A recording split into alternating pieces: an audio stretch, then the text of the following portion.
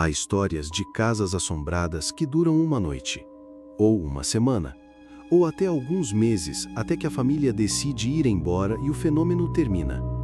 E então há o caso da família Smurl, uma história que durou 13 anos, que seguiu a família quando ela tentou fugir e que deixou marcas que nenhum dos membros conseguiu apagar mesmo décadas depois. Jack e Janet Smurl eram um casal comum da Pensilvânia, trabalhadores, religiosos, com 4 filhas e a vida que haviam construído com cuidado ao longo dos anos. Em 1974, compraram uma casa em West Pittston, no interior da Pensilvânia, e convidaram os pais de Jack para morar na unidade anexa do mesmo imóvel. Era um gesto de família unida, de pessoas que acreditavam que as gerações deveriam ficar próximas. A casa era simples, limpa, sem nada que sugerisse o que estava prestes a começar. Os primeiros anos foram normais. Uma mancha d'água apareceu numa parede. Uma televisão pegou fogo sem explicação aparente. Um cheiro desagradável surgiu em cômodos sem origem identificável. Nada que sozinho parecesse extraordinário, mas os fenômenos foram aumentando. Em 1985, 11 anos depois de se mudarem, algo mudou na natureza do que acontecia naquela casa. As aparições começaram. Jack viu uma figura feminina translúcida atravessar a sala de estar. Os pais de Jack, que moravam na unidade anexa, relataram a mesma figura nas suas dependências. As filhas começaram a acordar no meio da noite com a sensação de presença no quarto. E então os fenômenos físicos escalaram de uma forma que a família nunca havia experimentado antes. Arranhões nas paredes, passos no teto durante a madrugada. O cachorro da família, que antes dormia tranquilamente, passou a uivar durante horas sem razão aparente, olhando para cantos vazios da casa. Janet Smurl começou a registrar os eventos num diário. Datas, horários, descrições precisas do que acontecia. Era a documentação metódica de uma mulher que não sabia o que estava enfrentando, mas estava determinada a que alguém acreditasse nela quando chegasse a hora de pedir ajuda. E então veio o ataque. Jack Smurl relatou ter sido agredido fisicamente por uma presença invisível quando trabalhava no porão da casa. Não uma sensação vaga, um ataque com força física mensurável que o deixou com marcas. Janet relatou episódios semelhantes.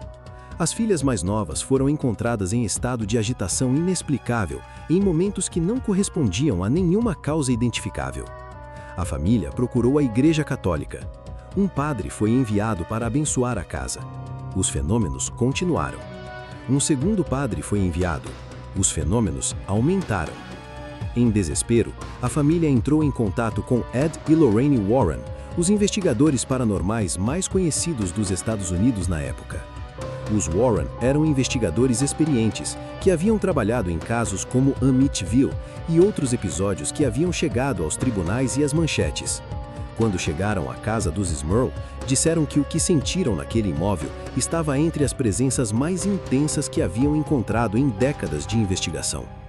Lorraine Warren descreveu a entidade como demoníaca, não como um espírito humano perturbado, como algo que nunca havia sido humano. Os Warren conduziram investigações, trouxeram equipamentos, documentaram o que podiam, e então a família tomou uma decisão que parecia óbvia: foram embora. Deixaram a casa em West Pittston e se mudaram para um endereço que ninguém conhecia, em outro bairro, tentando recomeçar sem carregar o peso daquele endereço. E a entidade foi junto. Os fenômenos recomeçaram na nova casa, o mesmo cheiro, os mesmos sons, as mesmas aparições. A família havia trocado de endereço, mas não havia escapado do que os acompanhava. O caso chegou à imprensa em 1986. O jornal local publicou a história.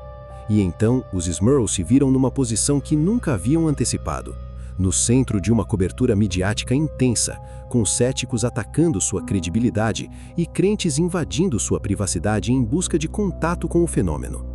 Eles não queriam fama, não haviam procurado os holofotes, haviam procurado ajuda, e a ajuda havia se transformado em uma exposição que tornava tudo ainda mais difícil. Os exorcismos foram realizados, múltiplos, com padres, com os Warren, com diferentes abordagens espirituais. Os fenômenos diminuíram gradualmente ao longo dos anos seguintes, mas nenhum membro da família Smurl descreveu o momento em que tudo parou com clareza absoluta. A coisa foi diminuindo, ficando mais rara, até que em um determinado ponto, sem um encerramento definido, simplesmente deixou de acontecer na frequência que marcou 13 anos de suas vidas. Jack Smurl morreu em 1996. Janet nunca deixou de falar sobre o que a família viveu, nunca recuou de suas afirmações, nunca encontrou uma explicação alternativa para o que foi documentado naqueles anos. E o livro que os Warren escreveram sobre o caso e o filme que se seguiu levaram a história dos Smurl a milhões de pessoas que nunca haveriam ouvido falar de West Pittston, Pensilvânia. O que habitou aquela casa por 13 anos? O que seguiu aquela família quando tentou escapar? E o que significa o fato de que nem a igreja, nem os investigadores mais experientes do país, nem múltiplos exorcismos foram capazes de simplesmente fazer parar? Porque há casos que não terminam quando a família vai embora. E este foi um deles. Se você chegou até aqui, muito obrigado por assistir. Se essa história te prendeu de alguma forma, aproveita e se inscreve no canal.